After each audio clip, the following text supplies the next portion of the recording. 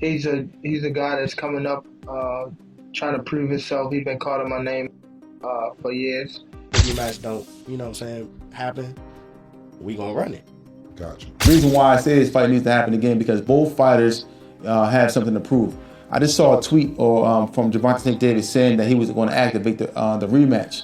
The Gervonta Davis versus Lamont Roach rematch is reportedly happening. Things got heated in a live interview when Davis snapped at Roach, making it clear he's coming for revenge. It's part of boxing, Tank said, brushing off the tension. If you look at the whole fight, he was never bothering his eyes before you jabbed him. Before I jabbed him. Even that right hand that, like, you know what I'm saying, that kind of landed, he kind of rolled with it. But after that, you could see him wipe his eye. And then, right after I hit him with the jab, you could see him wipe his other eye. The rematch is a huge opportunity for Lamont Roach to prove he can beat a champion like Tank Davis. Roach has been vocal about wanting the fight as soon as possible, knowing this is his chance to make history. As of now, the highly anticipated rematch is potentially set for June 21st in Las Vegas, promising an electrifying showdown. Both fighters are ready, and the boxing world is watching closely. So the Tank Davis versus Lamont Roach rematch is being targeted for June 21st in Las Vegas. Now, it's good that they're running it back without wasting any time, because Roach absolutely deserves a rematch. I mean, I thought he outboxed Tank the last time around. He came up a division as a gigantic 10-1 underdog, and he was the one on the front foot, landing his jab, the body shots, the combinations, throwing a lot more volume. I had it 7-5 Roach, and the no knockdown in round 9 was the reason it was a draw. If that knockdown was scored, that would have been a decision for Roach. But with all that being said, I do like Tank a lot more in the rematch. I thought he fought way too much on the back foot in the first fight, especially the first few rounds. He would land 1 or 2 punches per round. But as he started becoming the aggressor in the later rounds, he kept landing a lot more left hands and body shots. So Tank just needs to make this a dogfight, get into more exchanges, and that's where he'll land a lot more punches on Roach. When he's sitting on the back foot waiting for a counter, that's where Roach is comfortable and winning most of the rounds. So if Tank can fight the same way he did against Ryan Garcia, rounds 3 to 7, against Mario Barrios in the later rounds, or Frank Martin rounds 4 to 8, if he's the one on the front foot, then I do think he'll stop Roach in the rematch. Lamont Roach has made it clear that Steve Willis cannot be the referee for the rematch due to the controversy surrounding his decisions in the first fight.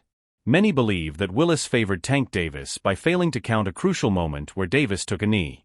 This has fueled debate among boxing analysts and fans, with some arguing that the fight could have gone in Roach's favor had the correct call been made. The part with the grease in the eye, that took on a life of its own. You know what I'm saying? That was a headline in the fight. One is, what did you think when he said that initially, just like the grease in the eye? But two is like, when you was in the fight, was there any point that you saw that? Like, did you see like him kind of messing with his eye, or did you have any indication that that was something that was bothering him? No, see, and that's the thing. If you look at the whole fight, he was never bothering his eyes before you jabbed him. Before I jabbed him. Even that right hand that, like, you know what I'm saying, that kind of landed, he kind of rolled with it. But after that, you could see him wipe his eye. And then, right after I hit him with the jab, you could see him wipe his other eye. So it's like it was corresponding to which hand that I punched him with and exactly which eye. So it's like crazy for him to say, it's grease in my eye.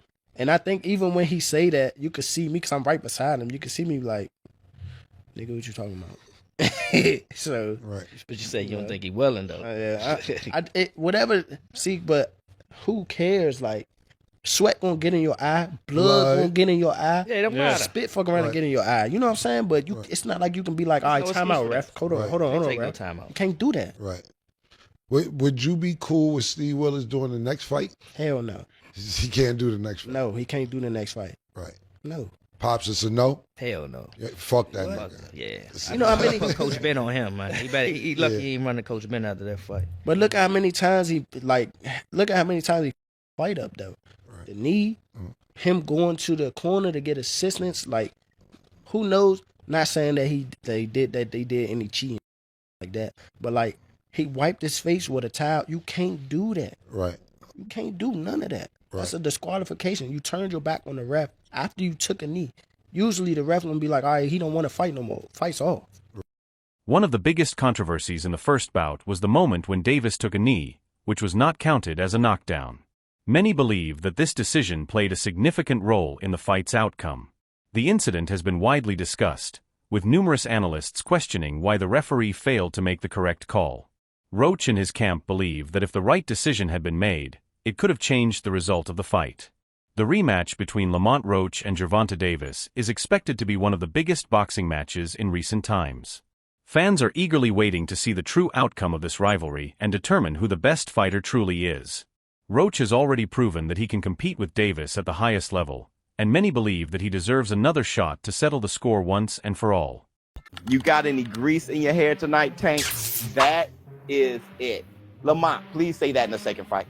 Any questions? You got any grease in your hair tonight, Tank? Like, you got any grease in your hair tonight, Tank? Like, hey, bruh, be on that. Because here's the thing. He never hurt Roach. Roach just waited. And Roach was squared up and turned sideways. And I'm like, oh, my God. I didn't think he had that. He was like, I'm like, oh, my. And then he just sitting there like, you can't. I know what you're going to do because I've trained with you since we were kids. Tarver beat Roy, but he knew Roy since amateurs. Roy said he never liked fighting sparring partners because they know you so well. I should have listened to Roy. Tank Davis is eager to make the rematch happen as soon as possible, with May being a potential date. Davis understands that his reputation is on the line after the controversial draw against Roach. He wants to prove to the world that he is the better fighter and erase any doubts about his dominance in the ring. A rematch would give him the perfect opportunity to redeem himself. We gotta talk about it. So, Tank officially came out and says that he wants to put this rematch as early as May. Now, if that were to happen, Lamont Roach gets a second time to prove himself. Now, in my personal opinion, his stock has already risen. He is already notable. The fact that he went toe-to-toe with Tank on a decision that ended in a draw, whether he loses this second fight or not won't even matter.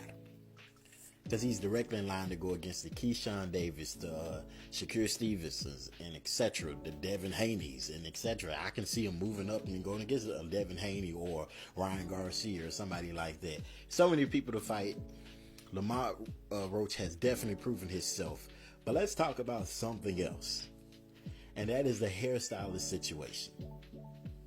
In my humble opinion, I believe she should have been quiet. As a hairstylist, there was nothing for you to say. No fan in boxing was gonna look at them like, I don't want her to braid my hair. No one would have said that. But she hurt herself when she came out and publicly made multiple claims, got all these receipts that no one needed, no one asked for, saying, oh, this had no grease or oil in it. No one cares. Nobody even believes it. Sometimes it's best to remain quiet. But you guys let me know in the comments. Should she have remained quiet, or should she have did what she did, which is spoke up? You let me know. Before the fight, many fans and analysts did not realize just how good Lamont Roach was. However, his performance against Davis changed that perception entirely. Roach's ability to go toe-to-toe with one of boxing's most feared punchers has made him a rising star in the sport. Stephen A. Smith, a well-known sports commentator, admitted that he underestimated Lamont Roach. He stated that he expected Davis to secure a knockout victory, but was surprised by Roach's resilience and skill. I expected to see a knockout. I expected to see it come at the hands of Gervonta Tank Davis against a dude that I thought was undersized, that I thought was not on the same level. And my God, was I wrong. So I thought it was apropos that on this particular day, more than a week after Lamont Roach showed up at the Barclays Center in Brooklyn, New York, and let everybody know, yo, I'm no joke either. Y'all don't know who the hell I am. I'm here to reintroduce him to the world. A guy that many believe should be the lightweight champion of the world in the sport of boxing. The one and only Lamont Roach joins me right now. A rematch between Davis and Roach is highly likely, especially since Tank himself has expressed interest in running it back. However, it is uncertain whether this will be Davis's next fight. He has other potential opponents on his list and may choose to face someone else before giving Roach another shot. Nonetheless, fans are pushing for the rematch to happen as soon as possible. Rematch, that next game, what do you do that you didn't do the first time? Is that a valid question? Well, I don't know if he pitched a shutout, but he definitely fought a perfect game. Perfect fight for him, for that fight, right? So above and beyond what we've ever seen from him, Something that people who knew him and knew him personally knew that he has that in him, but being able to do it on the big stage underneath those lights, that's a whole different thing. He was able to do it. You know, it was packed in there. It was 19,000. I was in the room. I mean, they were literally booing him when he was on the Megatron above the ring. You know, so for him to walk into hostile territory, perform the way that he performed from beginning to end, I mean, I tip my hat. It was amazing. But in terms of pitching a shutout, I don't agree. It was a very, very close fight. No, but what I mean by it is the perfect fight. Can he elevate from that? Yeah. No, I absolutely understand. So in terms of can he elevate his performance? Yes and no. I don't think he can do anything that he was once he really found his rhythm better, because I think that was literally his catch and shoot, his rolling, his ability to catch those punches, his mindset when he did get touched, his ability to walk through. But I think he could be a little smarter in the way that he cuts off the quadrants of a 12-rounder. Understanding what a 12-rounder and how to fight a 12-rounder is a skill that takes time. You have to go 12 a bunch of times. You have to be world-class guys. Being able to be a little busier for early on to make sure that you understand that you are the B-side. You need to make sure these judges absolutely know without a doubt in their mind that you won that round. Being a little more aggressive early on, letting the hands go a little earlier, putting the exclamation on the points in the early rounds the way they did it the later rounds, I think will make a big difference in how he could actually improve on what he did the first time. Stephen A. Smith acknowledged that the boxing world owes Roach an apology for doubting him. This recognition from a respected analyst further proves how impressive Roach's performance was. Wipe the team right back. I'm believing him. I didn't see him hurt or anything like that. I get that part. I saw him hurt when he got popped with a counter from Lamont Roach, and he stumbled backwards because he got hit with a shot while throwing a punch in an earlier round. So I'm certainly not going to do that. Here's the important point to mention. All of us got to stand down and give Lamont Roach an apology. I thought that brother was going to get beat down because I saw a dude that was a bantamweight champion. I said, why are you moving up to fight this guy? Why is Gervonta Davis taking this fight? This guy's too small. What the hell is going on? He was a featherweight champion. You're a lightweight. What the hell is going on? Why would you take that fight? I didn't understand it. What I didn't know is that once Lamont Roach stepped into the ring, he would be the bigger fighter.